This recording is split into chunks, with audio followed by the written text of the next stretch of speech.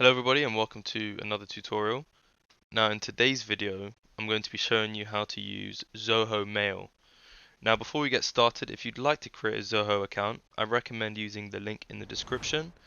Um, yeah, let's get started. So first things first, we're going to go to zoho.com and we're going to go to, you can see on the right here, it's under featured apps in Mail. However, you can find it in the products menu at the top if it is no longer featured.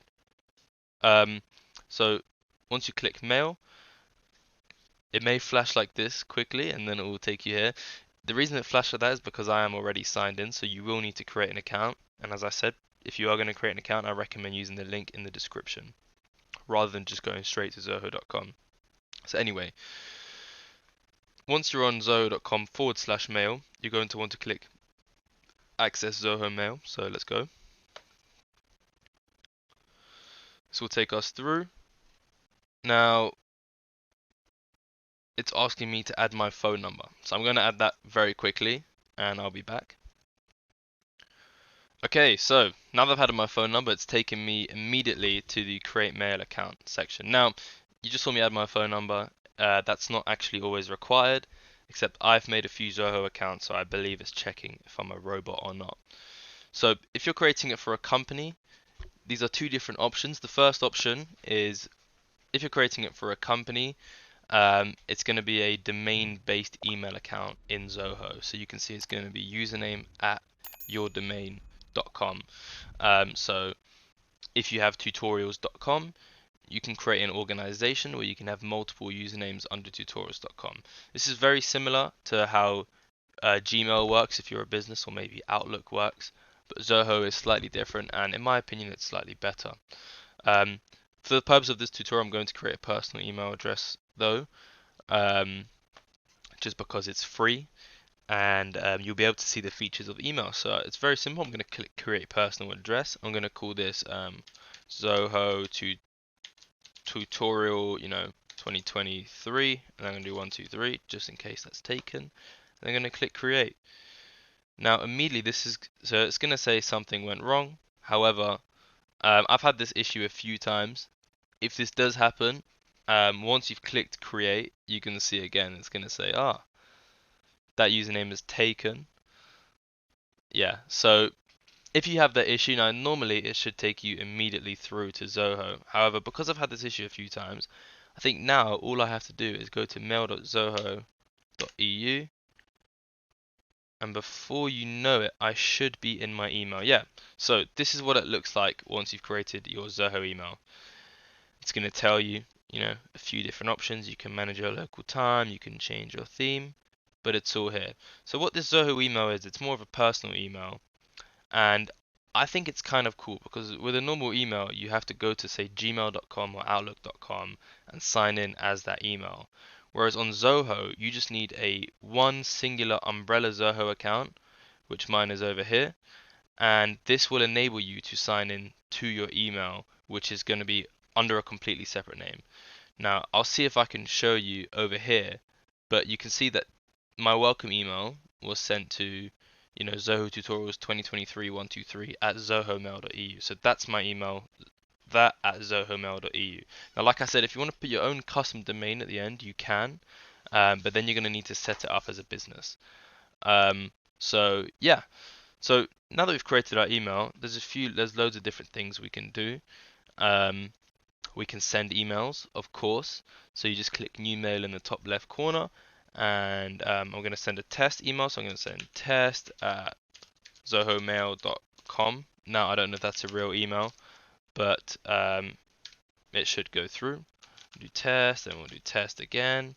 Now there's loads of different things you can do. You can, I'll do a proper email. I'll say hello, thank you for your previous response, and then we'll do kind regards and tutorial. That's a terrible spelling.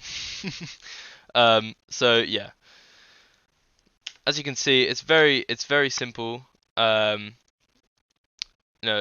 We'll say tortilla. Very simple means of writing email. It's very similar to what you'd be used to. You can obviously, you can change the fonts of everything. You can make stuff bold and you can underline it and whatnot. You can have it italics. You can even add a recording audio, which I haven't actually seen being offered in other mailboxes. So you can actually record an audio and it will go in there as a file that they can listen to. Now, obviously, you know, I can send this and it will probably bounce back. But what I like is as well, when you make emails, it makes new tabs at the top, which I think are really simple and intuitive. So you can see if I want to compose a bunch of mails, you can see that I have the option to flick through all of these tabs and then go back to my main one. So you can see I've just received undelivered. Now there's other things you can do. You can have a look at templates. You can create your own template. So if you have an email that you send out to people quite often, you can create that as a template and you can change, you can just simply just change the actual email that it's being sent to. You can even categorize it yourself. Now, obviously, like many other mailboxes, Zoho comes with a calendar option too, which is linked to your mailbox. As you can see as well, it's there in the top tab, which I quite like. I can immediately switch to one of the other emails that I was setting up. There's even a task section. I like this. It's almost like a to-do list, but it's much more personalizable. You can have it as a board. You can drag and drop. Completed, open, and whatnot. It's very intuitive and it's very good for an organization, in my opinion. You can have notes, which is, you can quickly paste content here, and there you go. It's added as a note. And you can have contacts, and you can bookmark certain things. One of the features that I like is, I think, are very simple. If I go here in the corner, you can add a sticky note, and just very simply, I'm gonna email Johnny, and I'm just gonna have that in the corner as a reminder. Now it can't leave your tab, of course. But yeah, so there's a few loads of really small intuitive features that I quite like, and you can see the sticky notes stack up.